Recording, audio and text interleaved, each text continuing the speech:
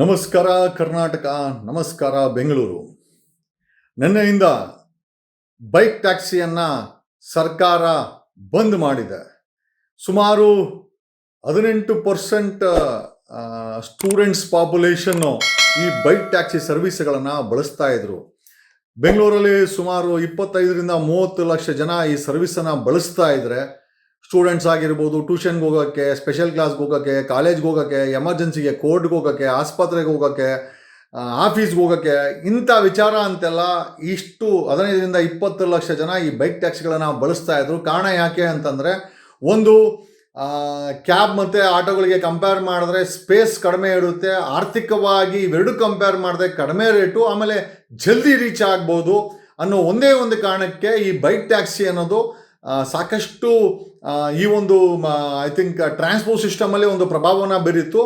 ಜೊತೆಯಲ್ಲಿ ಕೆಲ್ಸಕ್ಕೆ ಹೋಗಿ ಬಂದು ಪಾರ್ಟ್ ಟೈಮ್ ಆಗಿ 2 ಅವರು 3 ಅವರು ಹುಡುಗರು, ಕಾಲೇಜ್ ಗೋವರ್ಸು, ಸೆಲ್ಫ್ ಡಿಪೆಂಡೆಂಟು, ಅಂದರೆ ತಂದೆ ತಾಯಿ ಮೇಲೆ ಡಿಪೆಂಡ್ ಇಲ್ದಿರ ಅವರೇ ಇರೋವಂಥ ಬೈಕಲ್ಲೇ ಬೈಕ್ ಟ್ಯಾಕ್ಸಿ ಸರ್ವಿಸನ್ನು ಮಾಡಿ ಕಾಲೇಜ್ ಫೀಸ್ ಕಟ್ಟೋದು, ಟ್ಯೂಷನ್ ಫೀಸ್ ಕಟ್ಟೋದು, ತಮ್ಮ ಕೆರಿಯರ್ನ ಮಾಡ್ಕೊಳೋಂಥವ್ರು. ಮತ್ತು ಎರಡೂ ಸರ್ಕಾರಗಳು ಬೆಲೆನ ಜಾಸ್ತಿ ಮಾಡಿರೋದ್ರಿಂದ ಸಂಬಳ ಸಾಲದೆ ಕೆಲ್ಸಕ್ಕೆ ಹೋಗಿ ಬಂದು ಈ ಬೈಕ್ ಟ್ಯಾಕ್ಸಿ ಸರ್ವಿಸನ್ನು, ಅದು ಮೇಲಾಗ್ಬೋದು, ಹೆಣ್ಮಕ್ಳಾಗ್ಬೋದು, ಗಂಡು ಮಕ್ಕಳಾಗ್ಬೋದು, ಎಲ್ಲರೂ ಸಹ ಈ ಸರ್ವಿಸನ್ನು ಕೊಟ್ಟು ಎಲ್ಲೋ ಒಂದು ಕಡೆ ಈ ಒಂದು ಬೆಳೆದಿರುವ ಟ್ರಾಫಿಕ್ಗೆ, ಆಮೇಲೆ ಕಂಜೆಷನ್ ಟ್ರಾಫಿಕ್ಗೆ ಒಂದು ಪರಿಹಾರ ಆಗಿತ್ತು. ಮತ್ತು ಸ್ಪೀಡಾಗಿ ರೀಚ್ ಆಗೋಕ್ಕೆ ಒಂದು ಪರಿಹಾರ ಆಗಿತ್ತು ಈ ಬೈಕ್ ಟ್ಯಾಕ್ಸಿ. ಜೊತೆಯಲ್ಲಿ ಆರ್ಥಿಕತೆ, ಆಟೋಗೆ 200 ರೂಪಾಯಿ ಆಯಿತು ಅಂದರೆ ಕ್ಯಾಬ್ಗೆ 300-400 ರೂಪಾಯಿ ಆಯಿತು ಅಂತಂದರೆ 70 ರೂಪಾಯಿ 80 ರೂಪಾಯಿನಲ್ಲಿ ಈ ಒಂದು ಬೈಕ್ ಟ್ಯಾಕ್ಸಿ ಆರ್ಥಿಕವಾಗಿ ಇವತ್ತಿನ ಸಾಮಾನ್ಯ ಜನರಿಗೆ ವರ್ಕೌಟ್ ಆಗೋದು. ಎಲ್ಲರೂ ಈ ಶ್ರೀಮಂತ ರಾಜಕಾರಣಿಗಳ ಹೆಲಿಕಾಪ್ಟರ್ಗಳನ್ನು HL ಮಡಗಿ ಹೆಲಿಕಾಪ್ಟರ್ ಸಾವಿರಾರು ಕೋಟಿ ರೂಪಾಯಿ ಡಿಕ್ಲೇರ್ ಮಾಡಿರುವಂಥ ಸಾಮಾನ್ಯ ಜನ ಯಾರತ್ರನೂ ಆ ರೀತಿ ಹಣ ಇಲ್ಲ. ಸಾಮಾನ್ಯ ಜನರ ಹತ್ರ ಈ ಸರ್ಕಾರಗಳ ಬೆಲೆ ಏರಿಕೆಯಿಂದ ಆರ್ಥಿಕವಾಗಿ ಕುಗ್ಗೋಗಿದ್ದಾರೆ. ಈ ಕುಗ್ಗೋಗಿರೋ ಸಮಯದಲ್ಲಿ ಈ ಬೈಕ್ ಟ್ಯಾಕ್ಸಿಗಳನ್ನು ಆಲ್ಟರ್ನೇಟಿವ್ ಆಗಿ ಬಳಸ್ತಾ ಇದ್ರು. ಮತ್ತು ಈ ಬೈಕ್ ಟ್ಯಾಕ್ಸಿಗಳನ್ನು ಸುಮಾರು 3 ಲಕ್ಷ ಸರ್ವಿಸ್ ಕೊಟ್ಟು ಅವರು ಕೂಡ ಸ್ವಯಂ ಉದ್ಯೋಗವನ್ನು ಸೃಷ್ಟಿ ಮಾಡ್ಕೊಂಡಿದ್ರು. ಜೊತೆಯಲ್ಲಿ ಈ ಸ್ವಯಂ ಉದ್ಯೋಗವಲ್ಲದೆ ಯಾವುದಾದ್ರೂ ಡೆಸ್ಟಿನೇಷನ್ಗೆ ಎಮರ್ಜೆನ್ಸಿ, ಒಂದು ಆಸ್ಪತ್ರೆಗೆ ಹೋಗಬೇಕು, ಒಂದು ಕೋರ್ಟ್ಗೆ ಹೋಗಬೇಕು, ಅಥವಾ ಯಾವುದಾದ್ರೂ ಸಾವಾಯಿತು ಅಲ್ಲಿಗೆ ರೀಚ್ ಆಗಬೇಕು ಅಂದರೆ ಈ ಬೈಕ್ ಟ್ಯಾಕ್ಸಿಗಳು ಒಂದು ಮ್ಯಾಜಿಕ್ ರೀತಿಯಲ್ಲಿ ಕೆಲಸ ಮಾಡ್ತಾ ಇತ್ತು. ಯಾಕೆ ಅಂದರೆ ಒಂದು ಕಡೆ ಸೇಫು, ಇನ್ನೊಂದು ಕಡೆ ಆರ್ಥಿಕತೆ. ಆಮೇಲೆ ನಾನು ಯಾವುದ್ರಲ್ಲಿ ಹೋಗ್ತೀನೋ ಅದನ್ನು ಡಿಸೈಡ್ ಮಾಡೋವಂಥ ಅಧಿಕಾರವನ್ನು ಕಾನೂನಾತ್ಮಕವಾಗಿ ನಮ್ಮ ದೇಶದ ಸಂವಿಧಾನ ಕೊಟ್ಟಿದೆ. ನಾನು ಹೆಲಿಕಾಪ್ಟರ್ಲ್ಲಿ ಹೋಗೋದು ಅದು ನನ್ನ ಇಚ್ಛೆ, ಅಥವಾ ನಾನು ಟ್ರೈನಲ್ಲಿ ಹೋಗ್ಬೇಕಾ ಅದು ನನ್ನ ಇಚ್ಛೆ, ಬಸ್ಸಲ್ಲಿ ಹೋಗ್ಬೇಕಾ ನನ್ನ ಇಚ್ಛೆ, ನಾನು ಟ್ಯಾಕ್ಸಿನಲ್ಲಿ ಹೋಗ್ಬೇಕಾ, ಆಟೋನಲ್ಲಿ ಹೋಗ್ಬೇಕಾ ಅದು ನನ್ನ ಇಚ್ಛೆ, ಅಕಸ್ಮಾತ್ ಬೈಕಲ್ಲಿ ಹೋದ್ರು ಕೂಡ ಅದು ನನ್ನ ಇಚ್ಛೆ ಅಂತ ಹೇಳ್ತಾ, ಈಗ ಕೆಲಸಕ್ಕೆ ಹೋಗಿ ಬಂದು ಈ ಎರಡೂ ಸರ್ಕಾರಗಳು ಮಾಡಿರುವಂಥ ಬೆಲೆ ಏರಿಕೆಯಲ್ಲಿ ಒಂದಷ್ಟು 3-3.5 ಲಕ್ಷ ಜನ ಸ್ವಯಂ ಉದ್ಯೋಗವನ್ನು ಸೃಷ್ಟಿ ಮಾಡ್ಕೊಂಡಿದ್ರು. ತಮ್ಮ ಬೈಕನ್ನು ಬಳಸಿ ಯಾವುದೇ ಕಳ್ತನ ಮಾಡ್ತಾ ಇರಲಿಲ್ಲ, ಯಾವುದೇ ಅತ್ಯಾಚಾರ ಮಾಡ್ತಿರಲಿಲ್ಲ, ಯಾವುದೇ ಕ್ರೈಮ್ ಮಾಡ್ತಾ ಇರಲಿಲ್ಲ. ಆರ್ಥಿಕವಾಗಿ ತಮಗೆ ಸಪೋರ್ಟ್ ಮಾಡಲಿಕ್ಕೆ ಈ ಒಂದು ವ್ಯವಸ್ಥೆಯನ್ನು, ಈ ಒಂದು ಸರ್ವಿಸನ್ನು ಕೊಟ್ಟು ಸಂಪಾದನೆ ಮಾಡ್ತಾ ಇದ್ರು. ಅವರ 3 ಲಕ್ಷ ಜನರ ಒಟ್ಟಿಗೆ ತಣ್ಣೀರು ಬಟ್ಟೆನ ಹಾಕದಂಥ ಈ ಒಂದು ಸರ್ಕಾರದ ನಡೆ ಎಷ್ಟರ ಮಟ್ಟಿಗೆ ಸರಿ?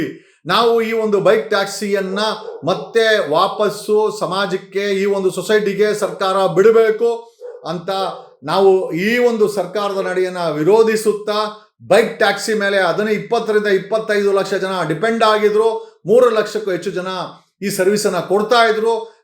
ಸರ್ವಿಸ್ ತಗೊಳ್ತಾ ಇದ್ದಂಥ ನಾಗರಿಕರು ಖುಷಿಯಾಗಿದ್ರು, ಕೊಡ್ತಾರರು ಖುಷಿಯಾಗಿದ್ರು. ಸರ್ಕಾರದ ತಕರಾರು ಯಾಕೆ? ಸರ್ಕಾರಗಳು ನಾವು 180 ರೂಪಾಯಿ ಕೊಡೋ ಕಡೆ 300 ರೂಪಾಯಿ 400 ರೂಪಾಯಿ ಆಟೋಗೋ ಕ್ಯಾಬ್ಗೋ ಕೊಟ್ಟು ಹೋದ್ರೆ ನಮ್ಮ ಜೇಬಿಗೆ ಕತ್ತರಿ ಬೀಳಿದ್ರೆ ಸರ್ಕಾರ ಇದನ್ನು ಕಾಂಪನ್ಸೇಟೆಡ್ ಮಾಡೋಕ್ಕೆ ರೆಡಿ ಇದೆಯಾ? ನಾವು ಕ್ಯಾಬಲ್ಲಿ ಹೋಗೋಕ್ಕೆ ರೆಡಿ ಇದ್ದೀವಿ, ನಾವು ಬೈಕಲ್ಲಿ ಹೋಗ್ಬೇಕಾದ್ರೆ 80 ರೂಪಾಯಿ 70 ರೂಪಾಯಿ ಆಗ್ತಾಯಿದ್ದು, ಮಿಕ್ಕಿದ ಹಣವನ್ನು ಸರ್ಕಾರ ಸಬ್ಸಿಡಿ ಮಾಡೋದಾದರೆ ಈ ಒಂದು ನಡೆಯನ್ನು ನಾವು ಸ್ವಾಗತ ಮಾಡ್ತೀವಿ. ಆಮೇಲೆ ನಾವು ಜಲ್ದಿ ರೀಚ್ ಆಗಬೇಕಾದ್ರೆ ಕ್ಯಾಬಲ್ಲಿ ಮತ್ತು ಆಟೋದಲ್ಲಿ ಹೋಗ್ಲಿಕ್ಕೆ ಸಾಧ್ಯ ಇಲ್ಲ. ಆಮೇಲೆ ನನ್ನ ಟ್ರಾನ್ಸ್ಪೋರ್ಟನ್ನು ನಾನು ನಿರ್ಧಾರ ಮಾಡುವಂಥ ಅಧಿಕಾರವನ್ನು ಈ ದೇಶದ ಸಂವಿಧಾನ ಕೊಟ್ಟಿದ್ದೆ. ನಾನು ಡಿಸೈಡ್ ಮಾಡ್ಕೊತೀನಿ ಬೈಕ್ ಟ್ಯಾಕ್ಸಿ ಇಲ್ಲ, ಅದಕ್ಕೆ ಬೇಕಾದಂಥ ಪ್ರೊಸೀಜರ್ಗಳನ್ನು ನಿರ್ಮಾಣ ಮಾಡಬೇಕಾದಂಥ ಸರ್ಕಾರ, ನಾನು ಬೈಕ್ ಟ್ಯಾಕ್ಸಿಗೆ ಪ್ರೊಸೀಜರ್ನೇ ನಾನು ಏನೋ ನಿರ್ಮಾಣ ಮಾಡಲ್ಲ, ಈ ಬೈಕ್ ಟ್ಯಾಕ್ಸಿಯನ್ನು ಬ್ಯಾನ್ ಮಾಡಿ ಅಂತ ಹೇಳಿ ಶ್ರೀಮಂತರ ಸಮಾಜಕ್ಕೆ ಏನಾದರೂ ಈ ಸರ್ಕಾರ ಕೂಗುಡ್ತಾ, ಆಮೇಲೆ ಇದ್ರ ಮೇಲೆ ಡಿಪೆಂಡ್ ಆದಂಥ 3 ಲಕ್ಷ ಸರ್ವಿಸ್ ಪ್ರೊವೈಡರ್ಸ್ ಗತಿ ಏನಾಗಬೇಕು? ಅವರೆಲ್ಲ ಸಮಾಜದಲ್ಲಿ ಕಳ್ತನ ಕ್ರೈಮ್ ಮಾಡಿ ಜೀವನ ಮಾಡಬೇಕಾ, ಅಥವಾ ಕಡಿಮೆ ರೇಟಲ್ಲಿ ಅತಿ ವೇಗವಾಗಿ ಅಥವಾ ಅತಿ ಶೀಘ್ರದಲ್ಲಿ ಬೇರೆ ವೆಹಿಕಲ್ ಕಂಪೇರ್ ಮಾಡಿದ್ರೆ ಶೀಘ್ರದಲ್ಲಿ ರೀಚ್ ಆಗ್ತಾ ಇದ್ದಂಥ ಬೈಕ್ ಟ್ಯಾಕ್ಸಿ ಸರ್ವಿಸ್ಗಳನ್ನು ಬಳಸ್ತಾ ಇದ್ದಂಥ ಸ್ಟೂಡೆಂಟ್ಸ್ ಪಾಪ್ಯುಲೇಷನ್ ಆಗಿರ್ಬೋದು, ಎಮರ್ಜೆನ್ಸಿ ಮತ್ತು ಆಫೀಸ್ಗೆ ಹೋಗೋಂಥವ್ರು ಅವ್ರ ಕತೆ ಏನಾಗಬೇಕು? ಆಮೇಲೆ ನಮ್ಮ ಈಗ ಬೈಕ್ ಟ್ಯಾಕ್ಸಿ ಬದಲು ಈ ಆಟೋ ಮತ್ತು ಕಾರುಗಳನ್ನು ಬಳಸಬೇಕಾದ್ರೆ ನಮ್ಮ ಜೇಬಿ ಮೇಲೆ ಬೀಳುವಂಥ ಕತ್ತರಿಯನ್ನು ಸರ್ಕಾರ ಕೊಡುತ್ತಾ? ಈ ಎಲ್ಲ ಪ್ರಶ್ನೆಗಳಿಗೆ ಸರ್ಕಾರ ಉತ್ತರ ಕೊಡಬೇಕು. ವಿ ಸ್ಟ್ಯಾಂಡ್ ಈ ಒಂದು ಬೈಕ್ ಸರ್ವಿಸನ್ನು, ಬೈಕ್ ಟ್ಯಾಕ್ಸಿ ಸರ್ವಿಸನ್ನು ಸರ್ಕಾರ ಇಂಟ್ರೊಡ್ಯೂಸ್ ಮಾಡಬೇಕು. ಇಲ್ಲ ಅಂತಂದರೆ ಇದರ ವಿರುದ್ಧವಾಗಿ ಒಂದು ದೊಡ್ಡ ಹೋರಾಟವನ್ನೇ ಮಾಡಬೇಕಾಗತ್ತೆ. ಇಟ್ಸ್ ಮೈ ರೈಟ್, ಸಂವಿಧಾನ ನನಗೆ ಹಕ್ಕು ಕೊಟ್ಟಿದೆ, ನಾನು ಬೈಕ್ ಟ್ಯಾಕ್ಸಿಲಿ ಹೋಗ್ತೀನಿ. ಅದಕ್ಕೆ ಬೇಕಾದಂಥ ಕಾನೂನು ರೂಪರೇಷೆಗಳನ್ನು ರಾಜ್ಯ ಸರ್ಕಾರ ರಚಿಸಬೇಕೇ ಹೊರತು ಅದನ್ನು ಸಂಪೂರ್ಣವಾಗಿ ಬ್ಯಾನ್ ಮಾಡಿರೋದು ಎಲ್ಲೋ ಒಂದು ಕಡೆ ನಿಮ್ಮ ಏಡಿತನ ಅನಿಸುತ್ತೆ. ಆಮೇಲೆ ಕಾನೂನು ಜ್ಞಾನವಿಲ್ಲದೆ ಸಂವಿಧಾನದ ಜ್ಞಾನವಿಲ್ಲದಂಥ ಸರ್ಕಾರ, ಆಮೇಲೆ ಜನ ವಿರೋಧಿ ಮತ್ತು ಬಡವರ ವಿರೋಧಿ ಸರ್ಕಾರ ಇದು ಅಂತ ಹೇಳುತ್ತಾ ಈ ಒಂದು ಬೈಕ್ ಟ್ಯಾಕ್ಸಿ ಸರ್ವಿಸನ್ನು ಮತ್ತೆ ರೀಇಂಟ್ರೊಡ್ಯೂಸ್ ಮಾಡಿಸ್ಬೇಕು. ಈ ಬ್ಯಾನನ್ನು ನೀವು ವಿಡ್ರಾ ಮಾಡಬೇಕು ಅಂತ ಹೇಳುತ್ತಾ ಆ ಸರ್ವಿಸನ್ನು ಬಳಸ್ತಾ ಇದ್ದಂಥ ಎಲ್ಲರ ಪರವಾಗಿ ಮತ್ತು ಈ ಒಂದು ಟ್ಯಾಕ್ಸಿ ಸರ್ವಿಸನ್ನು ಕೊಡ್ತಾ ಇದ್ದಂಥ ಪಾರ್ಟ್ ಟೈಮ್ ಜಾಬ್ ಮಾಡ್ತಾ ಇದ್ದಂಥ ಎಲ್ಲರ ಪರವಾಗಿ ಈ ವಿಡಿಯೋನ ಮಾಡಿ ಈ ಒಂದು ವಿರೋಧವನ್ನು ವ್ಯಕ್ತಪಡಿಸ್ತಾ ಇದ್ದೀವಿ. ಪ್ಲೀಸ್ ವಾಟ್ಸಪ್ ಯುವರ್ ಒಪಿನಿಯನ್, ನಿಮ್ಮ ಅಭಿಪ್ರಾಯ ಈ ಒಂದು ಬೈಕ್ ಟ್ಯಾಕ್ಸಿಯನ್ನು ಬ್ಯಾನ್ ಮಾಡಿದ್ದನ್ನು ಸರಿಯಾ? ನಿಮ್ಮ ಅಭಿಪ್ರಾಯವನ್ನು ಖಂಡಿತವಾಗಿ ನಮಗೆ ತಿಳಿಸಿ ಅಂತ ಹೇಳುತ್ತಾ ಕಮೆಂಟ್ ಮಾಡಿ. ಲೇಟೆಸ್ಟ್ ಹಾಗೂ ಇಂಟ್ರೆಸ್ಟಿಂಗ್ ಸುದ್ದಿಗಳಿಗಾಗಿ ಬಾಸ್ ಟಿವಿ ಕನ್ನಡ ಚಾನೆಲ್ನ ಸಬ್ಸ್ಕ್ರೈಬ್ ಮಾಡಿ. ಹಾಗೆಯೇ ಬೆಲ್ ಐಕಾನ್ ಪ್ರೆಸ್ ಮಾಡಿ. ಇದರ ಜೊತೆಗೆ ಫೇಸ್ಬುಕ್, ಇನ್ಸ್ಟಾಗ್ರಾಮ್, ಎಕ್ಸ್ನಲ್ಲೂ ಮಿಸ್ ಮಾಡದೆ ಫಾಲೋ ಮಾಡಿ.